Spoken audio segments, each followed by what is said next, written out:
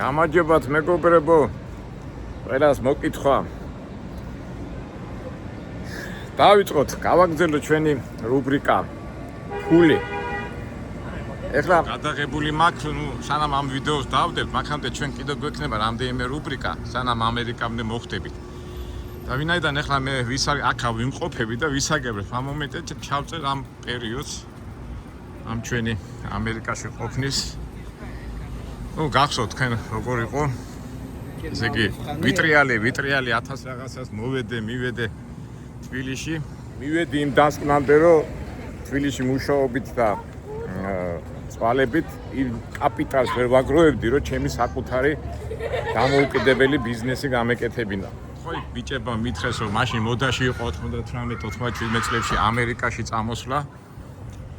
და ასე თუ ისე გადავწყვიტე, იქ რაღაცები მოვაკვარახჭირეთ და 98 წლის სექტემბერში ჩამოვედი ნიუ-იორკში. მაშინაც გითხარით, რომ აქ ჩამოსვლა შუამავლების საშუალებით ხდებოდა. ჩამომიყვანეს, იმის იმედი მქონდა, რომ ვიცოდი ინგლისური და მოვეწყეთ, მოგვიყვანეს ასეთ, ეხლა სამწუხაროდ მე დრო არა მაქვს. კარგი იყო, რომ იქ მისულიყავი. ის ადგილი მეჩვენებინა, სადაც ჩვენ ცხოვრობდით. მაგრამ ვინაიდან დრო არა მაქვს, მე იქ მივალ, რასაც ვეძახით ჩვენ რუბრიკას ყოფია ფული. სადაც გვეგულებოდა ფულის წყარო. ეხლა მე ვიმყოფები ბორო პარკში, ბორო პარკი არის ასეთი ებრაელების განსაკუთრებული ბრუკლინში არის ებრაელების დიდი communication, ანუ დასახლება და აი ვიმყოფები. მაშინ ეხლა კი ვიცი, ეხლა რა ხდება და როგორ ხდება და მაშინ ცოტა გამიკვირდა ეს სად მოხდით მეთქი. და დაახლოებით აქიდან ეხლა თითქმის ვინც ამერიკაში დიდი ხანი ცხოვრობს და ძირითადად ბრუკლინში და ვინც იმ საქმიანობით იყო დაკავებული როგორც მე, იმას მიხვდება. ეხლა მე სად ვიმყოფები და რომ მოგვიყვანეს, სავარაუდოდ აი ესეთი სახლი იყო, კორპუსი და ერთ-ერთ ქართველ ბიჭს ჰქონდა ნაქირავები 4 ბინა და თითო ოთახში ორ-ორი კაცი ბიჭი ვისაუბრ ცხოვრობდით. და ვიხდით იმ გადასახადს. თავისთავად ეხლა ყველა ჩამოსული იყო ფულის საშონელად. ვიძახი, იცი? აი ხა ფულის საშონელად მე ვამბობ ზოგადად. რა თქმა უნდა, ყველას მინდა ფული, მაგრამ აი კონკრეტულად უნდა დაკონკრეტდე. ეხლა მე იმ კატეგორიას არ ვეკუთვნოდი. თქვათ ვალის გამო წამოვიდა, ან ბანკებში რაღაცა პრობლემა შეექმნა. ან უბრალოდ შემოსავალი არ ქონდა საქართველოში და იმიტომ წამოვიდა ამერიკაში, რომ ბინა ეყიდა ამიზა მაგვარი, მაგრამ მე მაგათგან განსხვავებით, ეხლა იმას კი ავიძახ, რომ მე განსხვავებული ვარ და მთელი ამბები. უბრალოდ ფული მინდოდა კაპიტალის შესაქმნელად. რომ ბანკიდან არ გამომეტანა, იქიდან არ გამომეტანა და აი ესეთი სხვადასხვა კატეგორიის ხალხი ცხოვრობდით. ეს ძალიან დიდი სკოლა იყო ჩემთვის, რომელიც სხვადასხვა ვარიანტებით კომერცია, ბიზნეს უყურებდი. აქ უკვე სულ სხვა გარემო შეიქმნა. უკვე სხვა ინტერესების ადამიანები შეიქმნენ, ზოგი წამალზე იყო, ზოგი იმაზე იყო. ამას დიდი მნიშვნელობა აქვს, ალბათ ამაზე მეც ვილაპარაკებ. ეხლა ადამიანები რო ჩამოდიან, ყველა კითხულობს, რა ხდება, როგორ ხდება და ფული, საშონელი ფული. თავისთავად ეხლა ამერიკაში ვინც მოდის, პირველ რიგში სამსახურს შეეძლება. აი საშუალება იყო, გაზეთით გეპოვა სამსახური, მაგრამ ამ ბიჭებმა ვინც ცხოვრობდით, ერთი 2 სართულზე ვიყავით ქართველები, ვიყავით 15-მდე 16 ადამიანი, რომელიც ზოგიერთი ადრე იყო ჩამოსული, ზოგი 1 წელიც იყო, 2 წელიც და იმათგან გავიგე, რომ სანამ კაი სამსახურს იშოვი, წადი ბირჟაზე, არის ასეთი ბირჟა, როგორც ჩვენთან არის ელიავა და იქ თუ მოეწონები და გამოიჩენ თავს, ასე თქვათ, შეიძლება კაი სამსახურიც იპოვო. და მივდივარ იქ იმ ბირჟაზე, ფაქტობრივად 28 წლის წინ 28 წლის წინ მოხდა ეს ამბები და იმ ადგილას მივარ და სანამ იქამდე მივარ მოგიყვებით, რაც ამას უძღოდა წინ. სანამ ამერიკაში მოვიდოდი, რაღაცნაირად თითქოს მოვამზადე, ხო იცი ხა ამერიკაში მოდიხარ, რაღაცა მწვერვალები უნდა დაიპყრო, რაღაც 1000 გეგმები მომდის და ერთმა მეგობარმა მითხრა თბილისში, რომ წადიო ადვოკატი ნახეო და ის ბარემ საბუთებსაც გაკიკეთებსო. ახლა როგორ იყო ადრე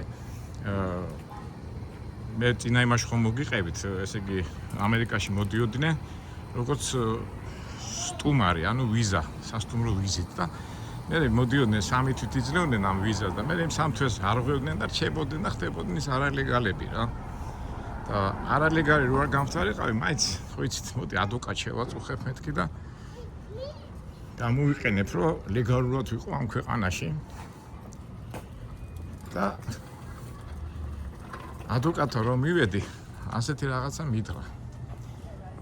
რა გინდა შენ ახაო? როგორ ამინდა მეთქი, ფული მინდა მეთქი რა.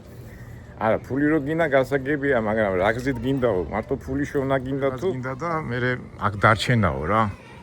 ორივე ერთად არ გამოვაო.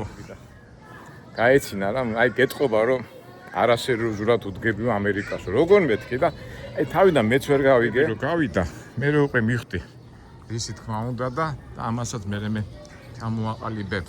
ეხლა ჩამოვაყალიბებ. საერთოდ ეხლა კლასიკურად როგორ არის ამერიკაში ისტორიულად ყოველთვის მოდიოდნენ გაჭირვებული ხალხი და მოდიოდნენ, იწყებდნენ ამერიკაში ცხოვრებას და ცხოვრობდნენ და შვილები და გრძელდებოდნენ და ხდებოდნენ ამერიკელები.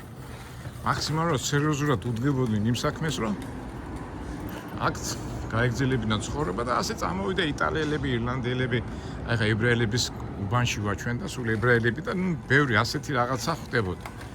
მაგრამ იყვნენ ადამიანები, რომლებიც რაღაც გარკვეული პერიოდისთვის მოდიოდნენ 2-3 წელი, 4 წელი რაღაცა ფულს მოაგროვებდნენ და მიდიოდნენ.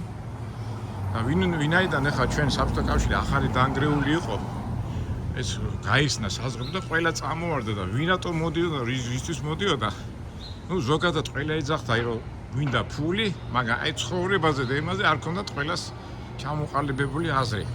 ახალგაზრდა კაცი ვარ, ფიქრობ, მარტო ფული ავიღო, წამოვიღო და თუ დამკვიდრდე აქ და ჩემი ცხოვრება გავაგრძელო ამერიკაში, ბევრი ვიფიქრე და გადავწყვიტე, რომ არა, მე კაპიტალს მოვაგროვებ, ფულს მოვაგროვებ და დავბრუნდები უკან. მაგრამ ისიც გინდოდა, რომ საბუთი ქონოდა, რომ წამოსვლა ქონოდა, იმიტომ რომ ადრე როგორ იყო 3 თვეს თუ დაარღვევდი, მე ხდებოდი არალეგალი და მე თუ წახვიდოდი უკვე სამშობლოში, მე უკან უკვე 10 წელი აღარ გიშვებდი ამერიკაში. ამაზე ხო ფიქრობ, მაგრამ მე ფიქრობდი, კაცო, ეხლა მოდი იქნებ რა გზები არის მეთქი კიდევ ისეთი, რომ რაღაცნაირად ამ საბუთებში ამერიკასთან სწორად ვიქცეოდე მეთქი რა. ამას ფიქრობდი და სადავართ ხა ჩვენ მე-14 და 39-ზე გვინდა. აი ეს ჩვენ ახლა ვინც ამერიკელები არის, აგერ სადავართ ჩვენ გვინდა მე-14 და მე-40-ზე, ჩვენ გვინდა მე-14 და 39. იქითკენ უნდა წავიდე. რა ვარიანტებია მეთქი, რომ ადვოკატს ვეკითხები, რომ ლეგალურად ვიყო ქვეყანაში და ჩამომითვალა. ჩვენ ამაზე ადრეც გვილაპარაკია, გახსოვთ მეც ჩვენ ვიდეოებში ნათქვამი მაქვს, რომ ამერიკაში რო დარჩი, ყველაზე კაი ვარიანტია მოიყვანო ამერიკელი გოგო, ცოლას. უკვე ფული გეძლევა 3-4 წლის შემდეგ უკვე მოქალაქე ხდები და მაშინ ორმაგი მოქალაქეობა არ იყო. ეს ერთი გზა. მაგრამ ნუ რა თქმა უნდა მე ახლა მეუღლე მოყვანილი მყავდა, ჩემი ანი გაჩენილი იყო და ნუ მაგ ვარიანტი უაყავთ. მეორე ვარიანტი იყო, უნდა მომეცხოვა პოლიტიკური თავშესაფარი. ფიქრობ, აპოლიტიკური თავშესაფარი, ესე იგი შენ ვითომ ქვეყანაში და იძულებული ხარ გაიქცე ქვეყანაში. ნუ ესეც გამოირიცხა. მესამე იყო რელიგიური შევიწროება. რაც უნდა დაეწყო საქმე, რომ მე ვარ არამართლმადიდებელი, ვარ რაღაცა იეჰოველი, ან რაღაცა ბაპტისტი, რაღაცა და რელიგიური შევიწროების გამო იძულებული ვარ წამოვიდე ამერიკაში. ნუ თავისთავად ახლა მაგაზე მე უარს ვეთყობდი და იყო გაგეცინება და ცისფერი უნდა ყოფილიყავი რაღაც უმცირესობაში და ეს LGBT-ს წარმომადგენელი უნდა ყოფილიყავი და ეს უნდა მოგეთხოვებინა რომ ამერიკაში თავშესაფარი მიგეღო. ნუ რა თქმა უნდა ვარიანტიც გამორიცხული იყო. და ბოლოს კიდე ერთი შემთავაზა, აი თუ ხარ მაგარი პროფესიონალი შენი საქმის სპეციალისტი ან სპორტსმენი ან მაგარი სპეციალისტი, აი მაგაზე შეგვიძლია საქმის დაწყებაო და მე ვიფიქრე, მოდი აბა და მაგაში მომთხოვა $5,000. მეთქი საიდან უნდა მოვიტანო და არა ეხლა მომეციო ნახევარ და მე მომეციო და ჩვენ დავიწყებთო. ამერიკაში არის ასეთი თუ რაღაცაში განსაკუთრებული ნიჭიერი ხარ ან სპორტსმენი ხარ რაღაცა ამერიკა ხო იზიდავს ამ სპეციალისტებს და ამ საფუძველზე შეგელო ეს გაგეკეთებინა დავთანხმდი და მივეცი ამ ჩვენ ადვოკატს $2000 და კარგიო დაველოდო და მე საქმიანობას დავიწყებ და 6-7 თვეში ვეცოდინებავ. რა უნდა გამეკეთებინა 6-7 თვე ხო გინდა ეხლა მუშაობა ფული ხო გინდა და ამასობაში მე მოვხდი ამ საერთო საცხოვრებელში და მითხრეს რომ ეგრე რომ წადიო ბიჟაზეო და ბიჟაზე იპოვიო სამსახურსო. იმ ადგილს უახლოვდებით რაღაცა ცოტა ავღერდისავით, არ ვიცი შეიძლება ქართველი, ეხლა ცოტა გვიანია ფაქტობრივად დღის 3 საათი აქ ძირითადად ვერ მოახერხე, დილით მინდოდა მოსა, მაგრამ ვერ მოახერხე და რა ვიცი ეხლა ეს თუ ნაცნობი ქართველი შეხვდა და გადამაღებინა, ხო კარგი, თუ არა და შორიდან დავაკვირდებით ამ ადგილს. უბრალოდ გავიხსენეთ იმ წლებს, ფაქტობრივად 28 წლის წინანდელ ამბებს ვიხსენებ.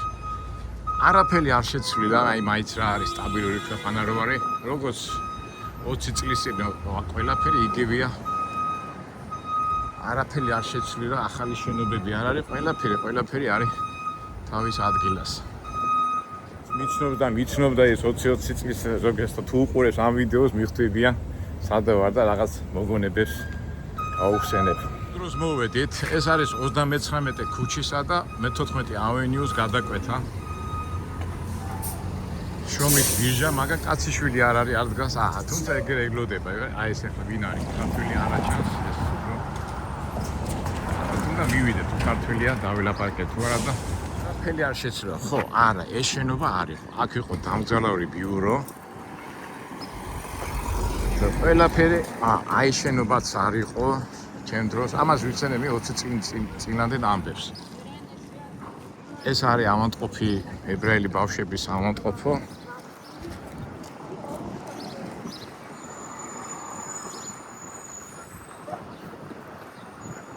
დებილ ბავშვებს რო ეძახით ხოლმე აიგეთ და ეს იყო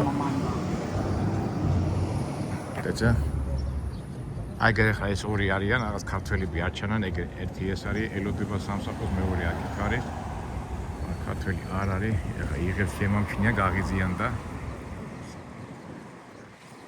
წავიდა ამ ადგილიდან ქართველები არ არიან ვერ ხედავ ქართველებს გვიან მოვედი სამწუხაროდ დილით რომ მოსულიყავი უფრო კარგი იქნებოდა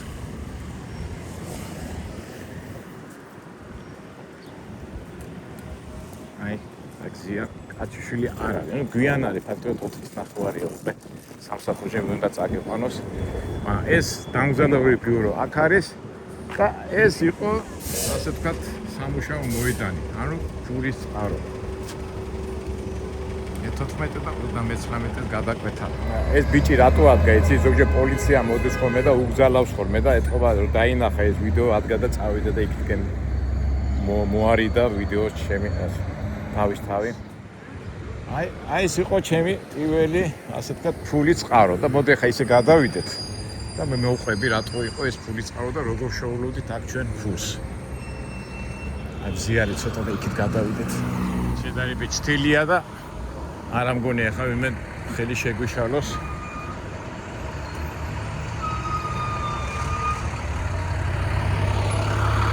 მოიმე ეს ავტობუსი დადგა მაინდა-მაინც აი აქედან კარგად აჩანს და მოგიყევით ესე იგი დილის 7 საათზე და დავჯებოდით რომ და მე მანქანა მოვა და ზოგს გადაჭირდებოდა ნაგვის გადატანა ზოგს რაღაც სამშენებლო მუშება წაყვანა ან 1000 სამუშაოზე და საათში მაშინ იყო საათში გვიხდიდნენ 6-დან $10-მდე. ეხლა თქვა თუ წაგიყვანდა ადამიანი სამუშაოდ, შეიძლება ოჯახში წაეყვანი, ან ავეჯი გადაგეტანა. ან ბაღი მოგეხნა, ან რაღაც, ნუ სამ როგორც ელიავაზე რა, რო ქირაობდნენ იმებს, მუშებს, აი ესე იქირავებდი ახლა. და 10 საათი და 8 საათი რო იმუშავებდი, 10 საათში გააკეთებდი $80-დან $100-მდე რა. კაცი წაგიყვანდა და ერთი კვირა გამუშავებდა, უკვე გვიხაროდა. იყო ხოლმე სამსახურები, რომ შეიძლება 2 კვირა 1 თვეც გემუშავა. არის ხოლმე ზოგს ასეთ მომენტი იყო, მაგალითად წაგიყვანდა ადამიანი სამუშაოზე გამუშავეთ და მე გაგათავე, მე მოხვიდოდი ახლა, ისევ დადგებოდი, ისევ წაგიყვანდა სხვა ვიღაცა. და ნუ მუშის ბიჟა იყავი და ეს 80 და $100, მაშინ ეს ამას ვიძახე 98 წელს, იყო კაი ფული. დიდი დღეში, თქვა ჭამას, ქირა ეს $10-დან $15-მდე გიჯდება თვიური ხარჯი და $60 გვერდზე გადადებდი. ახლა წარმოიდგინე $60 $30,000-1500-მდე $2000-მდე გამოგდიოდა თვეში. ეს მაშინ კაი ფული იყო. რა თქმა უნდა, ადამიანებს უნდათ ხოლმე რომ მუდმივი სამსახური ქონოდათ, ზოგს არ უნდოდა ეს ბიჟა და ესა, მაგრამ ჩემი ბუნებიდან გამომდინარე, ხო გახსოვთ მე როგორი ტიპი ვარ, ვერ ვისვენებდი და მუდმივ სამსახურებს არ ვეძებდი. აი აქ მოვდიოდი, იმიტომ რომ აქედან შეიძლება წაიყვანეთ ბრონქსში, ქვინში, სხვა ადგილებში მიყავდი და რაღაცნაირად ეს შემეცნებითი იყო ეს ჩემთვის და სულ მაინტერესებდა და სულ საინტერესო ადგილებში დავდიოდი. თან ფულსაც ვაკეთებდი. მაგრამ ზოგიერთ კონკურენციაც იყო ხოლმე, ზოგიერთ შეიძლება 50 კაცი მდგარიყო, 60 და იქ უკვე აი თქვენ თუ შეგიჩვენეთ ელიავაზე მანქანა რო გაჩედება და რო ეტაკებოდნენ ხოლმე სამსახურის ძებნები, ისე ეტაკებოდნენ ხოლმე და იყო მთელი ამბავი. მაგრამ ასე თუ ისე ყველა ასე თუ ისე კმაყოფილდებოდა ამ სიტუაციით. მუშაო ადგილი გამოჩნდა ასე თუ ისე, მაგრამ აი ერთ-ერთი აი ესეთი სამუშაო იყო, ეს არის მიცვალებულთა, რა ქვია, სარიტუალო, რა ქვია იმას, დამგზავრებელ ბიურო ებრაელების და ზოგჯერ აქაც სამუშაო იყო ხოლმე და არავის არ უნდა აქ შესვლა. თუმცა თუ აქ საათში გიხდიდნენ $6, აქ უკვე მიცვალებულებთან ქონდა საქმე და $30-40 გიხდიდნენ და ნუ ზოგი იყო ადამიანი რომელიც მიდიოდა. მე არ მიზიდავდა და რაღაცნაირად თუმცა ომი და ეს უკვე გამოვლილი მქონდა. მაგრამ ნუ აქეთკენ არ მოვდიოდი, კი. აი ფულს იხდიდე, მაგრამ მე მაინც არჩევდი აქეთ ბიჟაზე და ეს ახლა როგორც ახლა ეს კაცი ასე დავждებოდი და ახლა არ არის გამორიცხული, ახლა მე ხო დავჯექი აქ. და ვიღაცა მანქანით გამოიაროს და ვეგონო რომ მე ვარ ისა მუშა და დამიქირავოს. აუ თუ დაგიქირავო და ეს მომენტი მოხდა ძალიან მაგარი იქნება და ასე რომ თქვა გავიხსენეთ იმ ჩვენ ძველ დროს. მოდი იქით გადავიდე, ძალიან ცხელა რა და თუ სამუშაო მოუნდება მე დავდგები იქა და თუ ვიღაცამ დაგვიქირავო ხო მაგარი იქნება და ვიდეო სიუჟეტიც გამოგვივა.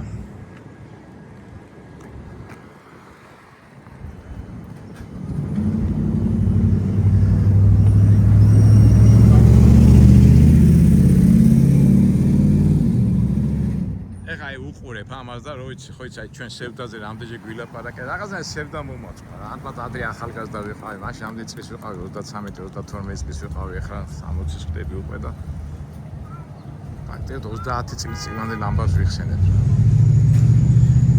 ხო და რას ვამბობდი, ესე იგი მე სამსახურებზე მივიდიოდი და ყველაზე მაგარ პრესტიჟურ სამსახურად ითვლებოდა აი ოჯახი რო გადადიოდა მუვინგის ეძახით ხოლმე და ავეჯი უნდა შეგეფუთა, დაგედო მანქანაზე და მიყვარდა მომწონდა ხოლმე ასეთი სამსახურები, ძალიან მაგარი იყო. აი იშვიათად იყო ხოლმე და მან გარდა იმისა რომ ის დამქირავებელი ფულს გიხდი და მე ცალკერებს ტიპებსაც ჩუქნიდნენ და ნუ აი ამ შავ სამუშაოებში ყველაზე კაი სამსახურად ითვლებოდა ეს ავეჯის გადატანა, გადმოტანა. გადმოტანა ცუდი რაღაცა ქონდა, ის რომ ის ხდებოდა მაინდამაინც კარგამით, ცუდამიტებში ეს არ ხდებოდა ხოლმე და ერთი რაღაცა ნიუანსი მინდა მოვყვე მეგობრებო. აი ადამიანი მე სანამ ამერიკაში წამოვიდოდი, მე უკვე ვიცოდი რომ აქ უნდა მემუშავა ფიზიკურად. და ვიფიქრე მოდი ერთი მეგობარი მყავდა ბორია პრარაბი და იმასთან ვუთხარი მეთქი წამოვალ შენთან მეთქი. ერთი ორი თვე მამუშავე მეთქი იქ ცემენტის მოზიდვა, აგურების დააკავება. რატო რომ მე სწავლა სამუშაოების პროცესი ხა, შეზელვა, კალატოზობა, დურგლობა, ნუ რაც შენებლობაზე ხდება. ჩემმა მეგობრებმა მითხრა, კაკო ხო არ გაგიჟდიო. შენ რომ ამერიკის საელჩოში რო შეხავ და რო გიტყვისო, რატო მიდიხარ და შენ რო ეტყვიო, სამოგზაუროდ მიდივარ ამერიკაში და შენ ხელებს რო შეხედავენო იმასო. ჭუჭყიანი და კოჟიანი გეკრა, შენ როგორ ფიქრობ, მაგაზე ჩაგიტყავსო, დადებიცო და ტერმა. აი, მაინც დაუჯერე და მონები იმ სწავლას, სამშენებლო ხელობების სწავლას და წამოვედი ამერიკაში და უყურეთ რა მომივიდა. ეხლა მე ხო ინგლისური ასეთ ვისე ვიცოდი და აქ რომ მოდიოდნენ საყვანად. ვინა და მე ინგლისური ვიცოდი, წამიყვანდნენ ხოლმე და მე ვიგიჟიანებდი თავს რომ ვიცი და იქ შელესვა, შიტრაკების, ანუ გიფსოკარტონების დაყენება და ეხლა ყავდა დამქირაები და მიმიყვანა მე თქო და ეს გააკეთე. მე ხო დავიწყებდი იქ რაღაც გაკეთებ და რა უნდა ეხლა უცბად შეამში შენ არიფი ხარ თუ არა ხარ და რომ ამჩნევდნენ ხოლმე რომ ეს არაფრის გამკეთებელი არ ვიყავ იმიტომ უბრალოდ არ ვიცოდი. ერთი დღის იმას გადამიხდიდნენ და მეორე დღეს უკვე აღარ მიბარებდნენ და ერთხელ ორჯერ ესე იგი 101 მილიონ სამსახური გამოიწვა და მე გაუბრაზდი ძალიან მაგრა გაუბრაზდი უკვე ჩემ თავზე ჯერ იმაზე გაუბრაზდი რომ თბილისში არ დავამუღამე ეს სამშენებლო სპეციფიკა და ერთ დღესაც მოვიდა ერთ-ერთი მანქანა და ტიპი ბელარუსი იყო სხვათაშორის რუსულად მოლაპარაკე და მეუბნება რამე იცი? და ვუთხარი არაფერი არ ვიცი, просто დამხმარე წამიყვანეო და როგორ ფული ის არა მეთქი წამიყვანე შავ-მუშავ ვიმუშავებ მაშინ $6 მეც არ გადაგიქცევ მეთქი კარგი მეთქი და უყურეთ წამიყვანა ერთ-ერთ ესე იგი სამწუხაროდ ეხა იქ ვერ მივარ ძალიან ვამაყობ ხოლმე მაგით რა ესე იგი მიმიყვანა ჯგუფი ყავდა თავის სამშენებლო 20-15 კაცი ყავდა ერთი პატარა შენობა იყო დაანგრიეს და 6 თვის განმავლობაში ააშენეს ახალი შენობა აი ეს ორსართულიანი შენობა ეს არის Coney Island და Avenue H-ია და დღეს არის ერთ-ერთი კლინიკა და იქ რო გავდივარ ხოლმე ყოველთვის ვამაყობ ხოლმე იმიტომ რომ ფაქტობრივად ამ კლინიკის მშენებლობაში თავიდან ბოლომდე მე მივიღე მონაწილეობა დავიწყე დამხმარე მუშიდან დავიწყე მუშა რო ხარ შენ ხო ტრიალებ იქ იმაში რა ქვია მშენებლობა და ხო უყურები ბულგარი როგორ მუშაობს ის როგორ მუშაობს და თვითონ ვცდილობდი რომ ეს კარგად მესწავლა და მოვითმენ ეხლა ხეთფას და იმას არ გავეკიდე და უკვე მეოთხე მეხუთე თვეს უკვე შენობა უყუროთ ფაქტობრივად 6 თუ 7 თვეში აშენდა ეს ორსართულიანი შენობა და იქ ფანჯრები ჩასმა გიფსოკარტონების დაყენება პარკეტის დაყენება იატაკის სანტექნიკა ამას ყველაფერს ხო უყურე და უკვე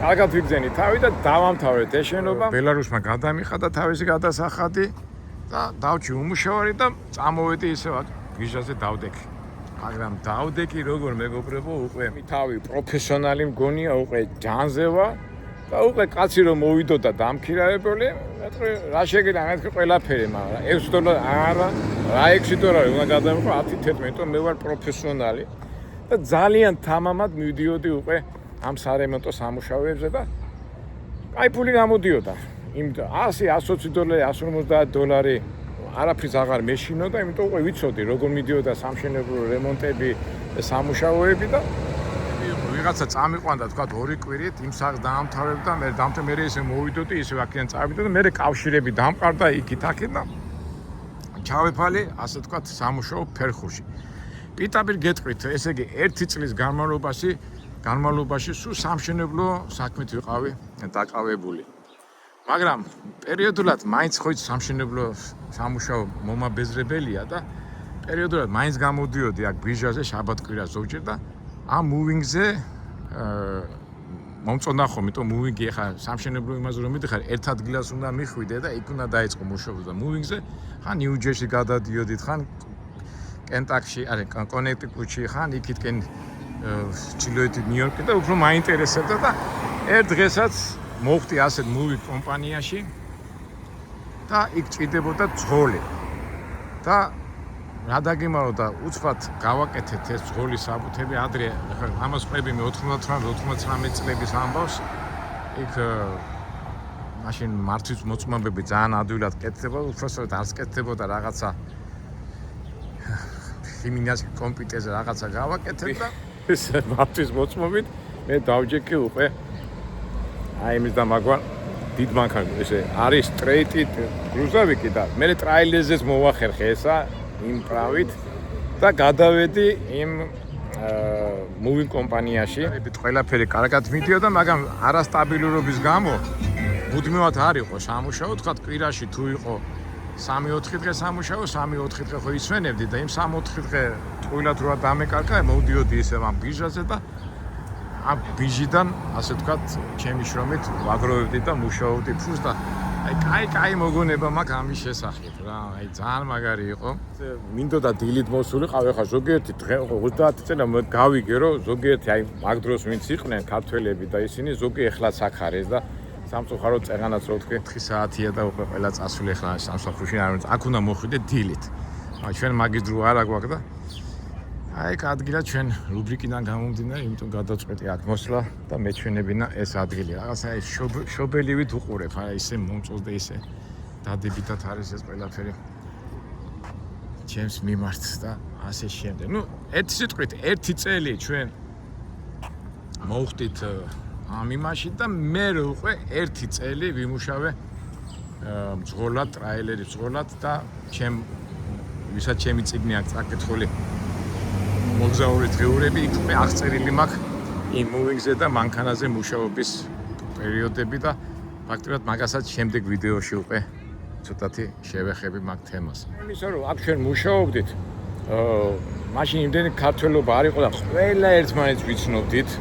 აი დღემდეც უკვე ზოგჯერ ქუჩაში ან თბილისში ან სადმე რომ შევხვდებიან, ყოველთვის ამ ადგილებს ვიხსენებთ ხოლმე და აი თბილად გვახსენდება. იყო შრომის ბირჟა, იყო თავისთავად ურთიერთობების ბირჟა და რაღაცნაირად კარგი იყო, მაგრამ მე უკვე ერთი წელი წავედი, მაგრამ პერიოდულად წინა ჩამოსვლაზე მოვედი ახლა. ის მაშინაც გვინა და ეხლაც არ ვიცი, შემდეგში რომ ჩამოვარ, ალბათ კიდევ მოვა და იქნებ ქართველებსაც დაველაპარაკო. შეიძლება მოუნდეთ ლაპარაკი, შეიძლება არა, ყოველ შემთხვევაში. ვინც ამ ჩვენ ვიდეოს უყურებს და ამ ადგილს გადახედავს, გადმოხედავს, თავისი მოგონებები აღსენდებათ. 2000 წელი ამერიკა ძალიან ძლიერი იყო, კლინტონი იყო მაშინ პრეზიდენტი და ფაქტურად ძალიან ფინანსურად კაი იყო რა, რომ მუშაობდი, აი გიფასდებოდა, გიხაროთ ეს ყველაფერი. ამაშობაში მიდის ჩემი ფული შეგროვება და მე შემდეგ ვიდეოში უკვე მოგიყვებით სამწუხაროდ ძალიან ბევრჯერ მეკითხებიან ხოლმე როგორ მოხდი ამერიკის ციხეში. თუმცა მოდი ამ შემდეგ იმაში მოვყვები. მაგრამ აი ვერ მივალ იმ ციხეში, იქ რომ მივიდე, კარგი იყო, მაგრამ აი ვნახოთ, აბა შევეცადო და ნუ კარგით. ნუ ამით ჩვენ ერთ-ერთი ეს ჩვენი სერია დავამთავროთ და გავაგრძელოთ მოგიყვებით ჩემი ციხის ამბავს, რაც დამემართა ამერიკის შეერთებულ შტატებში. რატომ მოხდი, როგორ მოხდი, რა მინდოდა რას ვაკეთებთ. დაგემშვიდობებით შემდეგ ვიდეოში ვნახავთ ერთმანეთს.